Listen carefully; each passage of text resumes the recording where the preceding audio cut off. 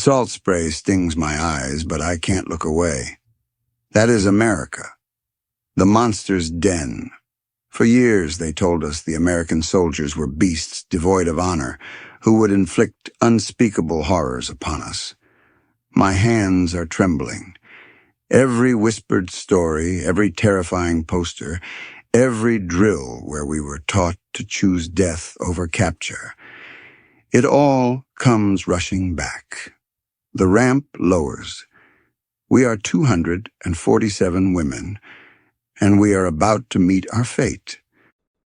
We were told they are nothing like the buck-toothed caricatures from our propaganda leaflets. They are tall, impassive, their faces unreadable. They carry their rifles not with aggression, but with a kind of weary professionalism. There is no shouting, no prodding with bayonets, no cruel laughter. There is only a quiet, unnerving efficiency. This silence is more frightening than any scream. It's a void where our darkest fears can echo. We were prepared for a fight, for a final glorious act of defiance. We were not prepared for this orderly, almost gentle, procession into captivity. A Japanese-American translator, a man whose face is like ours but whose voice carries the strange cadence of the enemy, steps forward.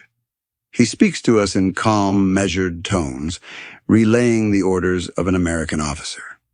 The words themselves are simple. Form a line, leave your belongings, follow me, but the meaning is seismic. They are not treating us like animals. They are processing us like people. We are led into a large, echoing building. The air inside is warm and smells of soap.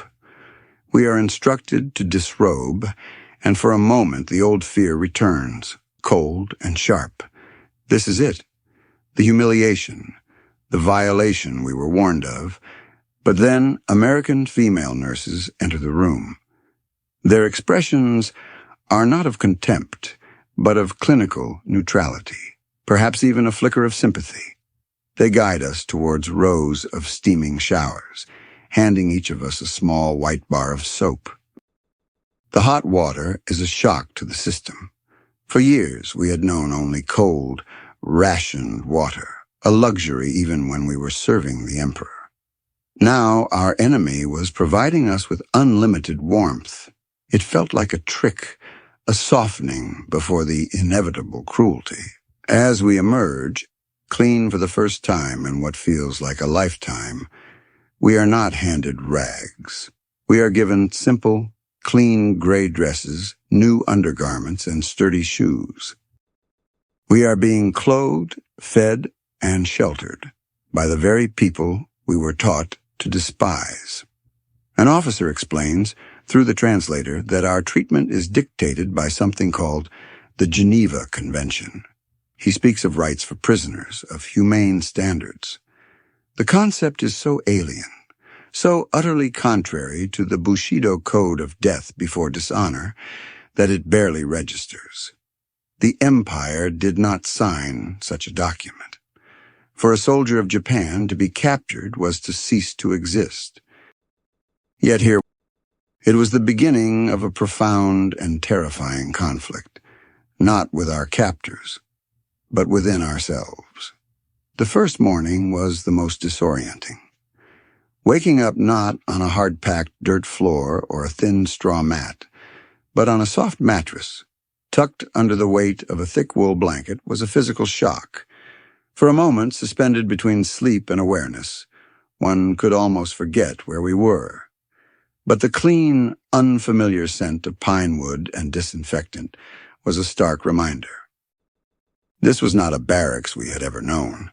Our quarters in the service of the empire had been cramped, drafty, and perpetually damp.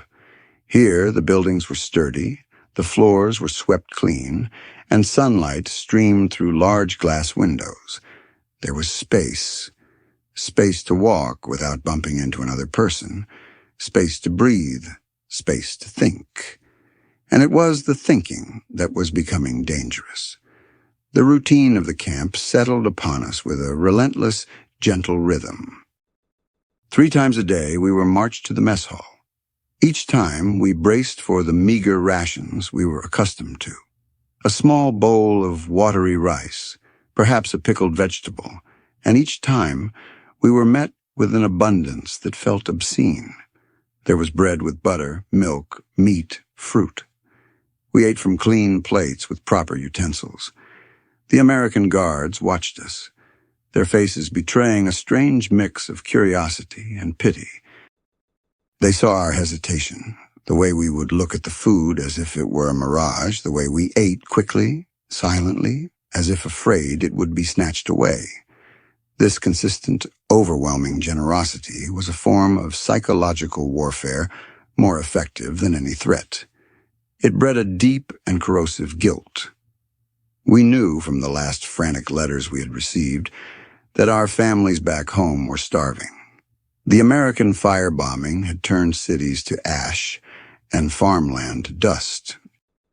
While we, the captured, the dishonored, were eating roast chicken, our mothers and fathers in Tokyo and Yokohama were likely scouring for roots and scraps. The knowledge was a stone in the gut that no amount of food could fill. In the second week, they began medical examinations. One by one, we were taken to a clean, white infirmary. Again, the American female nurses were professional and detached, their touch gentle as they checked our weight, our teeth, our lungs. Women suffering from malnutrition were given vitamin supplements. Those with lingering infections from their time in the field were treated with penicillin, a miracle drug we had only heard of in whispers. They were not merely keeping us alive, they were making us healthy. They were investing in our well-being. This was the most baffling part. In the Imperial Army, a sick soldier was a liability, a drain on precious resources. Here, we were liabilities, yet we were being treated as assets. We were prisoners, and yet we were safer, warmer, and better fed than we had been at any point in the last 5 years of our service to a divine emperor. The realization did not come like a lightning strike. It seeped in slowly, a cold tide rising in the back of our minds, poisoning the very foundations of our world. The days bled into weeks, and the initial shock began to curdle into a state of chronic, low-grade bewilderment. The Americans introduced a new system, one so foreign to our military mindset that it bordered on the absurd. We were to be paid for our work. Simple duties, laundry, cleaning the barracks, tending to small vegetable gardens, were assigned, and for completing them, we were issued something they called camp scrip. It was a form of currency, paper notes valid only within the confines of the barbed wire. The concept was utterly baffling. What use did a prisoner, a person whose life was forfeit, have for money? The answer came in the form of a small store, a post exchange, they called it. It was stocked with items of casual, unbelievable luxury. There were magazines with glossy pictures of smiling American families, sewing kits, writing paper, and foods we had only dreamed of, tins of fruit, chewing gum, and bars of rich, dark chocolate. The first time we were given our scrip, we held the small slips of paper as if they were alien artifacts. We had been cogs in a great imperial machine, our value measured only by our contribution to the whole. The idea of individual earning, of personal choice in how to spend it, was a lesson in a philosophy we couldn't comprehend.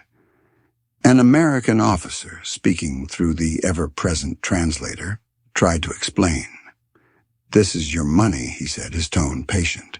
"You have earned it. You may buy what you wish." The word wish hung in the air, a foreign and dangerous concept. Our wishes were supposed to be subsumed by the will of the emperor. To have a personal desire was a form of selfishness, a crack in the perfect vessel of duty. Yet here our captors were actively encouraging it. They were teaching us to be individuals. The chocolate bars became a focal point of this internal struggle.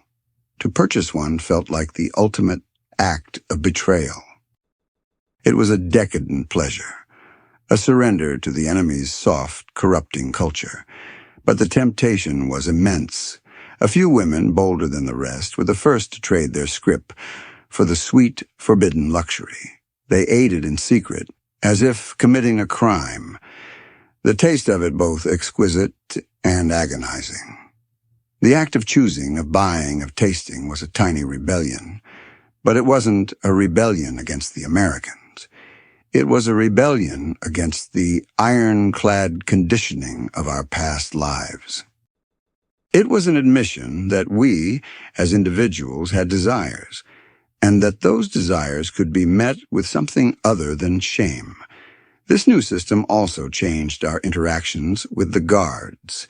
They were no longer just impassive wardens. They were the ones who ran the store, who tallied our scrip, who might offer a small smile as they handed over a purchase.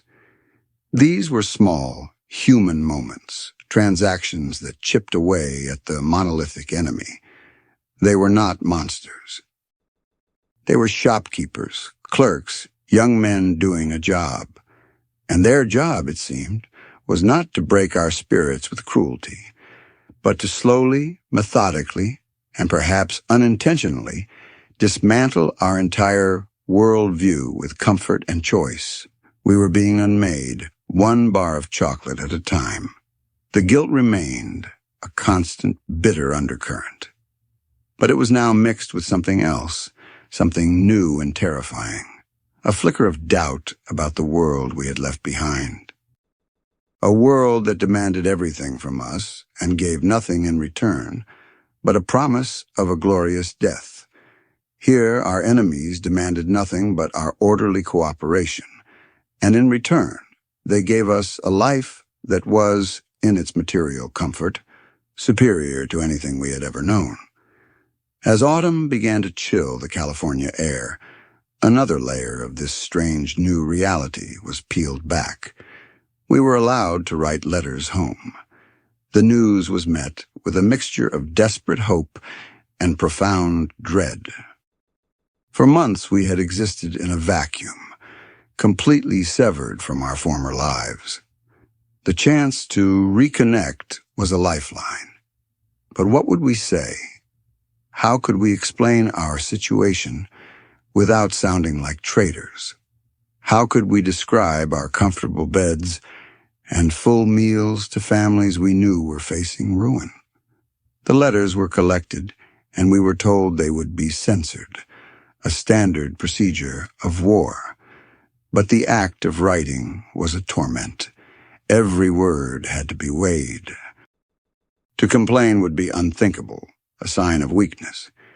But to describe the truth felt like pouring salt on an open wound. "I am healthy," we wrote, the words feeling like a lie and a confession at the same time. "I am being treated well." We avoided specifics, using vague, hollow phrases that could not possibly convey the psychological chasm that had opened beneath our feet. The waiting that followed was an agony of a different sort. We had sent our words out into a broken world, with no guarantee they would ever find their destination. Then, one day in late November, the first responses began to arrive. They came in thin, worn envelopes, the paper fragile, the ink often smudged by tears. They were not glorious messages from a defiant homeland. They were chronicles of suffering. The letters spoke of a nation on its knees. Tokyo was a wasteland of rubble and ashes. Hiroshima, a name we barely recognized, was described in hushed, terrified tones as a place where the sun had fallen from the sky. Food was a constant obsession. Our families wrote of endless queues for a handful of withered sweet potatoes, of the gnawing, ever-present hunger. They wrote of sickness, of the collapse of civil order, of a future that held only uncertainty and fear. My own letter was from my younger sister. She described how our family home was gone, destroyed in a firestorm.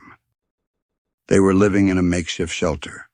She wrote of our father's failing health and the desperate daily search for anything edible. At the end of the letter, in a childish scrawl, she had added a single, heartbreaking line. "Please, be safe. We pray you have enough to eat."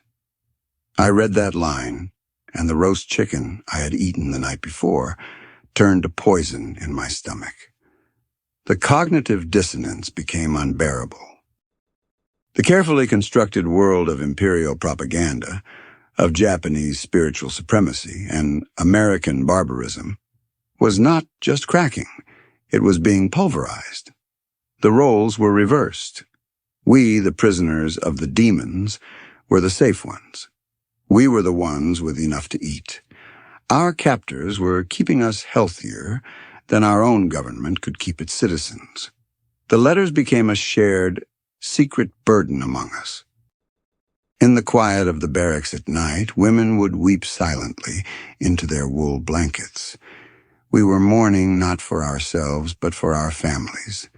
We were grieving for a nation we had been willing to die for, a nation that was now revealed to be a fragile, hollowed-out shell, incapable of protecting its own people. The American officers must have known what was happening. They never spoke of the letters, never acknowledged the quiet despair that had settled over the camp. They simply continued their routine of systematic, humane treatment. It was a terrifyingly brilliant strategy. They didn't need to torture us. They didn't need to break our bodies. They just had to show us kindness and then hold up a mirror to the homeland we had left behind. The reflection we saw was a condemnation of everything we had ever believed.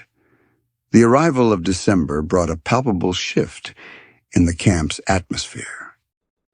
The American soldiers began stringing up colored lights and evergreen wreaths. They spoke of something called Christmas, a holiday whose meaning was vague to us, associated only with the foreign religion we had been taught to view with suspicion. We watched these preparations with detached curiosity, assuming they were rituals for our captors alone, another facet of their alien culture that had no bearing on our lives as prisoners. We were wrong. As the date approached, the camp commander announced, through the translator, that there would be a special celebration and that we were not just permitted, but invited to attend. There would be a special dinner, music, and even gifts. The announcement was met with a stunned, uneasy silence. A celebration? For prisoners of war? It felt like another test, another layer of psychological manipulation that we could not decipher. What did they want from us? What response were they trying to elicit? Suspicion warred with a weary, reluctant curiosity. On Christmas Eve, we were led into a large hall, the same one where we ate our daily meals, but it had been transformed. A tall pine tree stood in the corner, glittering with lights and ornaments. The tables were covered with white cloths and decorated with candles. The air smelled of roasting meat and cinnamon. The American soldiers, including the officers, were not standing guard with rifles. They were serving the food, moving between the tables, filling our plates with turkey, sweet potatoes, and dishes we couldn't name. Their faces, usually so stoic and professional, were relaxed, smiling. They wished us Merry Christmas in English, the words soft and unfamiliar. After the meal, a phonograph played carols, gentle, melodic songs that spoke of peace and goodwill. Then the camp commander stood up. He spoke for a few moments, and the translator relayed his words. He didn't speak of war or victory or surrender. He spoke of the hope for a future where such conflicts would not happen. He wished for the health and safety of our families back home. It was a simple, human sentiment, delivered with a sincerity that was impossible to doubt. And then came the gifts. Each of us was given a small, wrapped box. Inside were practical items: a new toothbrush, a pair of warm socks, a small sewing kit, and a single, brightly colored candy cane. It was such a small gesture, yet its impact was monumental. A gift has no place in the logic of war. It is an act of peace, of recognition, an acknowledgement of a shared humanity. To accept it felt like a final surrender, not of our nation, but of the hatred we had been so carefully taught to nurture. Sitting in that warm, festive hall, surrounded by the quiet kindness of our enemies, the last vestiges of our ideological armor crumbled to dust. The Emperor, the divine mission, the code of Bushido, it all seemed like a distant, feverish dream. The reality was this: our own government had led our people to starvation and ruin, while our captors were giving us gifts and wishing for the safety of our families. We were not soldiers of a divine empire. We were just women, far from a home that could no longer care for us, being cared for by the very people we were supposed to be fighting to the death. The tears that fell that night were not of sorrow for our captivity, but of a profound, shattering disillusionment. The propaganda had not just been a lie, it had been the opposite of the truth. The real monsters were not the men serving us Christmas dinner. The real monsters were the ones who had sent us to die for a cause built on a foundation of deceit. The Christmas celebration was a turning point, a watershed moment from which there was no return. In the weeks that followed, a new dynamic began to emerge within our group. The rigid, unspoken military hierarchy we had maintained out of habit started to dissolve. Before, the former officers among us were still treated with a certain deference. Now we were simply 247 women, adrift in the same boat. The shared experience of our ideological collapse was a great equalizer. Conversations in the barracks became more open, more honest. We began to speak the unspeakable, to voice the doubts that had been festering in silence for months. My brother died at Guadalcanal. One woman, a former radio operator, confessed one evening, her voice barely a whisper. They told us it was a great victory. But his last letter, he spoke of starvation, of being abandoned. Her story opened a floodgate. Others began to share similar stories of brothers, fathers, and husbands sacrificed for futile objectives, their deaths glorified in official reports that bore no resemblance to the grim reality described in their final letters. We pieced together a mosaic of disillusionment, a hidden history of the war told not from the perspective of grand strategy, but from the raw, painful experience of the individual soldier and their family. We started to analyze our own conditioning with a new, critical eye. We remembered the endless drills, the public shaming of anyone who showed a hint of weakness, the relentless indoctrination that portrayed the emperor as a living god and Japan as a nation destined to rule. We saw it now not as a source of strength, but as a cage, a system designed to strip away our humanity and turn us into unthinking instruments of the state. The American soldiers, in their own way, contributed to this process of deconstruction. They were not trying to indoctrinate us with their own ideology. They rarely spoke of politics or the war. Instead, their actions provided a constant, implicit critique of the system we had left behind. We saw how they treated each other. Junior soldiers were not expected to bow and scrape before their officers. There was a sense of relaxed, professional respect, but not of servile fear. An officer might share a joke with an enlisted man, an interaction that would have been unthinkable in the Imperial Army. They valued individual dignity in a way that was fundamentally alien to us. One afternoon, a young guard saw one of our women struggling to carry a heavy crate of supplies. Without a word, he took it from her and carried it to the barracks. It was a small, reflexive act of chivalry, but for us, it was a revelation. In our world, a soldier's duty was to the mission, not to the comfort of an individual, least of all a female subordinate. Here, kindness was not a weakness. It was a default setting. This slow, steady accumulation of observations began to forge a new, terrifying conclusion in our minds. Our government had not only lied to us about the enemy, it had failed us on the most fundamental level.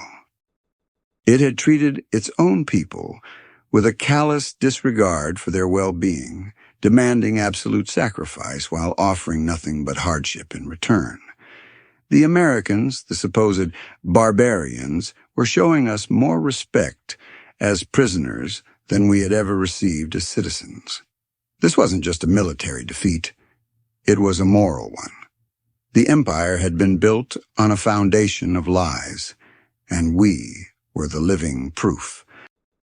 We were healthier, safer, and in a strange way, more free in a prison camp thousands of miles from home than we had ever been in the service of our divine emperor. As the winter of 1945 thawed into the spring of 1946, the final phase of our strange journey began.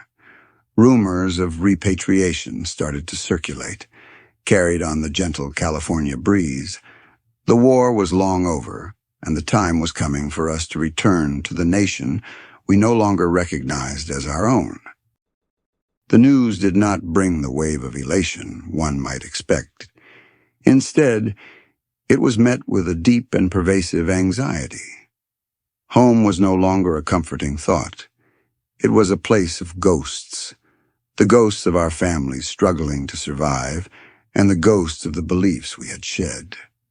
How could we go back? What would we say when they asked us about our time in captivity? If we told the truth, who would believe us? We would be seen as traitors, corrupted by the enemy's luxury. If we lied and spoke of hardship and torture, we would be living a falsehood, dishonoring the strange and complicated truth of our experience. The Americans began a subtle program of preparation for our return. They started showing us films, documentaries about the war's end, newsreels of the devastation in Japan, but also films about American life. We saw images of sprawling farms, busy cities not cratered by bombs, and families enjoying picnics in green parks. It was not overt propaganda demanding we praise the American way. It was a quieter, more devastating message. It was a simple depiction of normalcy, of a society that, despite the war, had remained intact and prosperous. It was everything our homeland was not. The contrast was a final, brutal confirmation of the scale of our nation's failure. We were being sent back from a land of impossible abundance to a land of absolute scarcity. It is a responsibility. We didn't understand what he meant at the time. All we felt was the weight of our knowledge. We knew the truth about the Americans. We knew the truth about our own leaders. We knew that the entire ideology that had driven our nation to ruin was a hollow sham. This knowledge separated us from our own people. We were no longer just Japanese women. We were something else, something new and unclassifiable. On the day of our departure in April, we were given new clothes for the journey, practical dresses and coats, far better than the worn-out rags most of our countrymen were wearing. We were also given a final, substantial meal. As we boarded the ship that would take us back across the Pacific, we looked back at the camp that had been our prison for 7 months.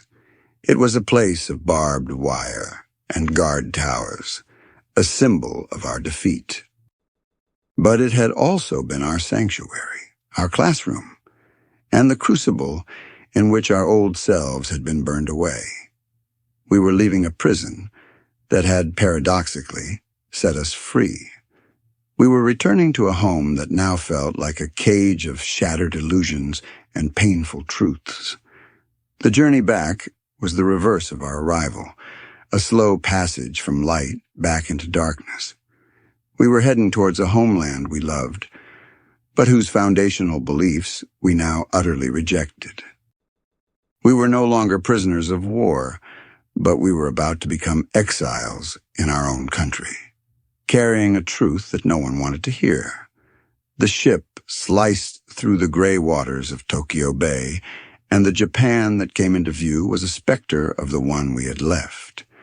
The vibrant, bustling waterfronts of Yokohama and Tokyo were gone, replaced by a jagged skyline of skeletal, fire-gutted buildings and vast, empty lots of ash and rubble. A shroud of dust and smoke seemed to hang perpetually in the air, a funeral pall over a dead city. The scale of the destruction was absolute, far worse than the newsreels had prepared us for.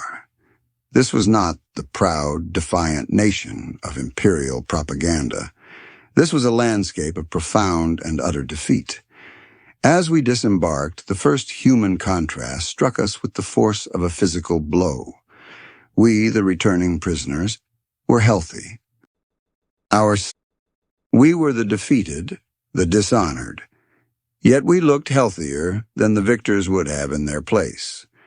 We were processed by the new American-led occupations authorities and then handed over to what remained of the Japanese government. The officials were polite but distant, their faces masks of strained formality. There were no welcoming committees, no tearful reunions, no acknowledgement of our service. In their eyes, we were a problem to be managed, a shameful reminder of the nation's capitulation. The official policy of the empire had been that there were no Japanese prisoners of war. To be captured was to be dead. And now here we were, 247 ghosts returning to a world that had no place for us. We were given a small stipend and a train ticket to our home prefectures. And then we were on our own, cast back into the maelstrom of a collapsed society. Stepping into the streets of Tokyo was like entering a waking nightmare. The sheer number of people living in squalor was overwhelming. Families huddled in makeshift shacks built from scorched timbers and corrugated metal. Orphaned children with shaved heads and vacant eyes begged for food. A black market thrived in the shadows, trading heirlooms for a handful of rice. The air smelled of soot, decay, and desperation. And through this landscape of misery, we walked in our clean coats and sturdy shoes, looking and feeling like aliens. Our health, once a source of private guilt, was now a public brand. It marked us as different, as women who had somehow escaped the shared suffering of the nation. It was an invisible barrier that separated us from everyone we met. They had endured the fire bombings, the starvation, the final agonizing collapse of their world. We had been in a clean, safe camp in California, eating chocolate. How could we ever bridge that gap? How could we explain that our experience was its own form of devastation, a psychological razing that had left our souls as barren as the cityscape around us? But we said nothing. We learned very quickly that our story was not welcome. To speak of American kindness was to invite scorn. To describe the hot showers and plentiful food was to twist a knife in the gut of a starving populace. So we maintained a collective silence, a pact to bury the truth of our 7 months in America. We became strangers in our own homes, carrying a secret that was too heavy to share and too transformative to forget. Reintegration was not a process. It was a daily struggle for survival, both physical and psychological. Finding our families, or what was left of them, was the first and most brutal ordeal. For many, home was no longer a place on a map, but a scattered collection of relatives living in overcrowded rooms or makeshift shelters. The reunions were fraught with a strange tension, a mixture of relief and an unspoken chasm of experience. Our families were overjoyed to see us alive, but they could not comprehend the women we had become. We looked at the world through different eyes, with a perspective forged in the heart of the very nation they still viewed as the enemy. Simple conversations became minefields. A casual complaint from a relative about the meager rice rations would trigger a flash of guilt-ridden memory of our camp meals. Talk of American occupation forces, often laced with bitterness and resentment, would leave us silent, unable to reconcile the image of the arrogant conqueror with the young, professional soldiers we had known. We were caught between two worlds, fully belonging to neither. We understood the suffering of our people because we had come from them, but we could no longer share their unifying hatred of the Americans because we had seen the enemy's face, and it was human. This internal conflict manifested in small but significant ways. We found ourselves unconsciously adopting small habits from our time in the camp. We were more direct in our speech, less deferential to authority, habits that were jarring in the rigidly hierarchical society of post-war Japan. We had an expectation of order and hygiene that was impossible to meet in the surrounding chaos, making us seem fastidious and demanding. We had, in essence, been partially westernized, and these subtle shifts in our behavior further marked us as outsiders. The greatest challenge was finding a purpose. Our old roles as nurses, clerks, and operators for the imperial military had vanished. The skills we possessed were now useless in a nation focused on the primal needs of food and shelter. Many of us had to take on menial labor, work that was far below our training and abilities, simply to contribute to our family's survival.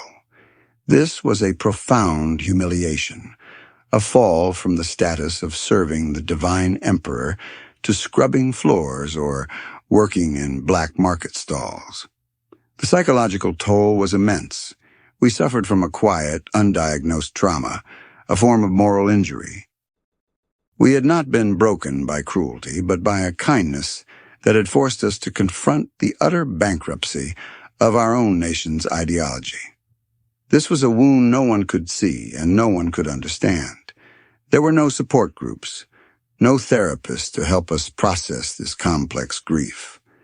We had only each other, but we were scattered across the country, each fighting our own silent battle. At night, the dreams would come, not of combat or violence, but of the camp. Dreams of the clean barracks, the soft beds, the taste of chocolate.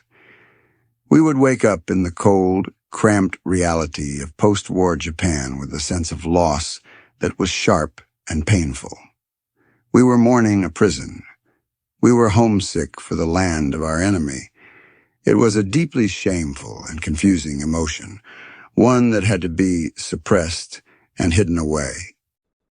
We were survivors, but our survival felt like a betrayal of the millions who had suffered and died for the lies we now saw with perfect, agonizing clarity. We were living proof that the most effective way to conquer a people is not to destroy their bodies, but to irrevocably change their minds. The passage of time did little to dull the sharp edges of our secret. Instead, we watched as the very nation around us began to undergo a forced transformation that mirrored our own. The American occupation, for most of our countrymen, was a daily humiliation, a symbol of their subjugation. They saw the foreign soldiers in their jeeps, heard their unfamiliar language filling the streets, and felt the sting of defeat with every directive issued by the Supreme Commander for the Allied powers. But for us, the sight of the Americans was different. We saw them not just as conquerors, but as administrators. We reckoned while the state Shinto religion was abolished, war criminals were put on trial, and the great industrial conglomerates, the zaibatsu, were broken up. The most seismic change, however, was the new Constitution, written under American guidance and promulgated in 1947. When we first heard its articles being discussed in hushed, astonished tones, it felt as if the unspoken lessons of the camp were being written into the law of the land. The Constitution renounced war forever. It stripped the emperor of his divinity, recasting him as a mere symbol of the state, and it contained a chapter on rights and duties that was revolutionary. It guaranteed freedoms of speech, assembly, and religion. Most astonishingly for us, it granted women legal equality with men. The right to vote, to own property, to seek divorce, to have access to education, these were concepts so radical, so completely outside the framework of our old lives, that they felt like a dispatch from another universe. We, who had been raised to be subservient to our fathers, our husbands, and ultimately our emperor, were now being told we were equal citizens. And this liberation was not being given to us by our own people, but by the very barbarians we had been sent to fight. It was a profound, earth-shattering vindication. The kindness and respect for individual dignity we had experienced in the camp had not been an anomaly, an isolated fluke. It was a core principle of their society, a principle they were now embedding into the very DNA of our own. While our neighbors debated the legitimacy of a constitution imposed by a foreign power, we saw it as the logical endpoint of the journey we had begun that day in San Francisco Bay. We could not say this, of course. Our silence remained our shield and our prison. But as we watched Japan begin its slow, painful rebirth as a democracy, we knew, with a certainty that was both liberating and isolating, that we had seen the future first. We were the unwilling, unknown pioneers of a new Japan, having had our imperial loyalties surgically removed not by force, but by a baffling and unforgettable mercy. Years turned into a decade. The rubble was cleared, and the skeletal frames of destroyed cities were fleshed out with new concrete and steel. Japan was in the throes of an economic miracle, a frantic, single-minded pursuit of reconstruction and prosperity. The scars on the landscape were healing, but the scars on the national psyche were covered over, not mended. The war became a subject of collective amnesia, a valley of darkness that people preferred not to speak of.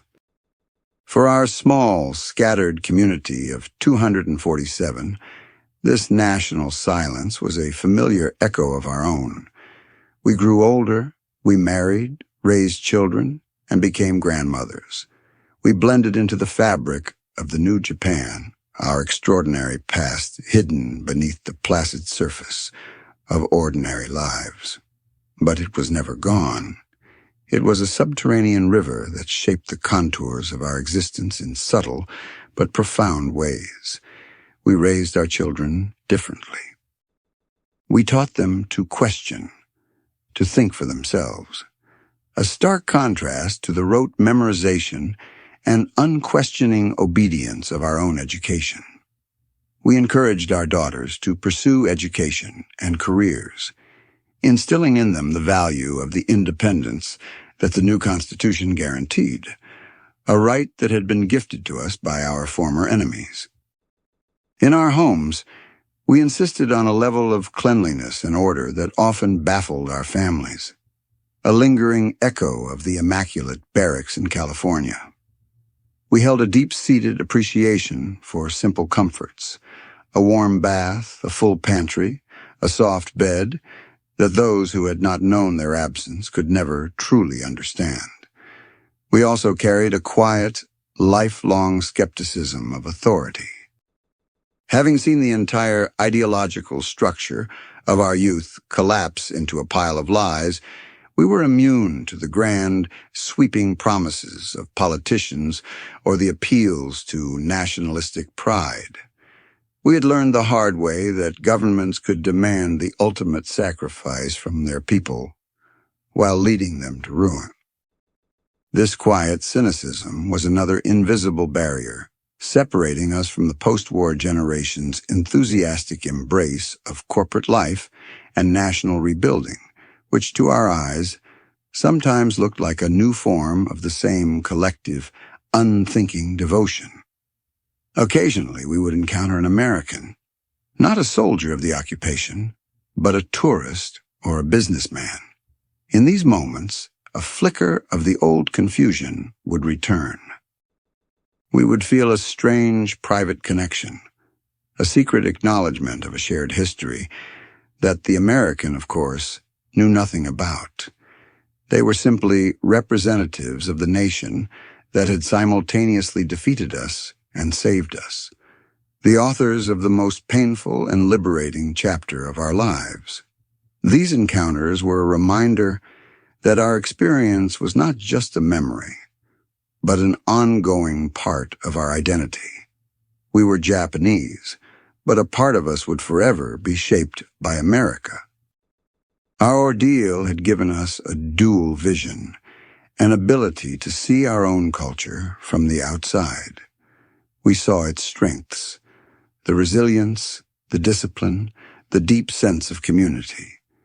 But we also saw the lingering shadows of the past, the pressure to conform, the reluctance to confront uncomfortable truths, the tendency to place the group above the individual. We were living proof that the individual mattered, a lesson learned not in a philosophy class, but in a prisoner of war camp, where we were given a name, a clean dress, and a bar of chocolate. It was a lesson we never forgot, and one that we tried, in our own quiet ways, to pass on to the new Japan we were helping to build. As we entered the twilight of our lives, the world began to change in ways that allowed our hidden story to breathe. The post-war generation gave way to their children and grandchildren, young people who had no memory of the war and possessed an insatiable curiosity about the past. They were not bound by the same shame and silence that had paralyzed their parents. They began to ask questions, to dig into the archives, to challenge the sanitized, official narratives. For the first time, there was an audience willing to listen to stories that didn't fit the simple heroic or tragic molds. A few of us, now elderly women in our 70s and 80s, were sought out by historians and documentary filmmakers. Hesitantly at first, we began to speak. The words, dammed up for half a century, came out in a flood. We spoke of the terror on the transport ship, the shock of the hot showers, the guilt of the roast chicken. We described the Christmas party, the letters from home, and the slow, agonizing death of our belief in the emperor. Telling the story was like lancing a wound that had never properly healed. It was a relief, but it was also a reliving of the profound disorientation that had defined that period of our lives. We watched as our interviewers, young Japanese men and women, listened with expressions of stunned disbelief. Our experience was a historical black hole for them. It simply did not compute with anything they had learned in their textbooks. They had been taught about the brutality of the Japanese military and the overwhelming power of the American war machine. The idea of a systematic, humane prisoner of war program run by the Americans for their Japanese captives, was a narrative that had no place in their understanding of the war. It challenged the simplistic binary of victim and aggressor, good and evil. Our story suggested something far more complex and uncomfortable, that even in the midst of the most brutal war in human history, decency could be a strategic tool, that the most powerful weapon in an ideological conflict might not be a bomb, but an idea, the idea of individual human worth, and that this idea, when demonstrated, could be more effective at dismantling an empire than any army. Our testimonies became part of a larger, slow-moving revision of history. It allowed us to make sense of our own lives, to understand that our strange, isolating experience was not a historical anomaly, but a profoundly significant event. We were not traitors who had been softened by enemy luxury. We were witnesses. We had been given a rare, privileged, and painful glimpse behind the curtain of wartime propaganda, and what we saw had changed us forever. We had learned that the enemy was not a monster, and that our own side was not infallible. We learned that true strength was not blind obedience, but the courage to see the world as it is, and to change your mind when confronted with an undeniable truth. This was the final, secret lesson of the camp, a lesson we carried in silence for a lifetime, and which we could now, finally, offer to a new generation. The story of the 247 women is not a footnote in the grand saga of the Second World War. It is an essential parable. It lacks the thunder of great battles, the clash of steel, or the strategic genius of generals moving pins on a map. Its battlefield was the human mind, and its weapons were mattress coils, bars of soap, and the disarming power of a phonograph playing a Glenn Miller record. This small, contained episode reveals a truth more fundamental than any military doctrine, that ideologies, no matter how fiercely held or brutally enforced, are ultimately fragile things. They are constructs of words and images, of fear and fervor, and they can be shattered by a single, contradictory experience. The Empire of Japan was not ultimately defeated by the atomic bombs that leveled Hiroshima and Nagasaki. It was defeated by the collapse of its own founding myths. The emperor was not a god, the Japanese spirit was not invincible, and the American enemy was not a demon. For these women, this collapse did not happen in the radioactive dust of a ruined city, but in the quiet, orderly confines of a California POW camp. Their journey highlights the profound efficiency of humane treatment as a tool of war. The American officers who ran the camp were not acting out of pure altruism. They were following the Geneva Convention, a set of rules born from the pragmatic understanding that a baseline of decency serves a strategic purpose. It preserves order, prevents atrocities that can fuel enemy resolve, and, as in this case, can have unforeseen psychological consequences. They set out to contain prisoners, but they ended up liberating minds. The experience left these women in a permanent state of exile, too Americanized to ever be truly at home in the old Japan, and too Japanese to ever be anything but foreign in America. They became living embodiments of the cultural collision that would define the post-war era. Their personal ordeal was a microcosm of their nation's future, a painful surrender of a cherished identity, followed by a bewildering and reluctant embrace of the victor's values, ultimately leading to a rebirth that was as prosperous as it was spiritually complex. Their legacy is a quiet testament to the power of cognitive dissonance. When reality fundamentally contradicts belief, one of them must break. Faced with undeniable evidence of their enemy's humanity, and their own government's failings, they chose to accept a devastating truth over a comforting lie. This choice was not a single act of betrayal, but a slow, painful process of intellectual and emotional surrender. It was a private war, fought and won not for territory or for glory, but for a clear-eyed understanding of the world. And in the end, it was this quiet, internal victory that was the most transformative of all.